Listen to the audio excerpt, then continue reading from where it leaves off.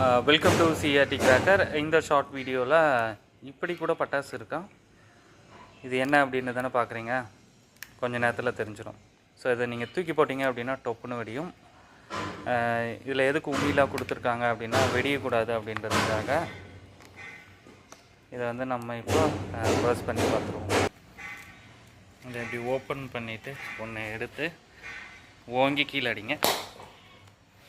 But sound லைட்டாக தான் வருது, நல்லா வரும்னு கேள்விப்பட்டிருக்கேன். ஓகே, நல்லா தான். இன்னும் ஒரு 2 டெஸ்ட் பண்ணி பார்ப்போம்.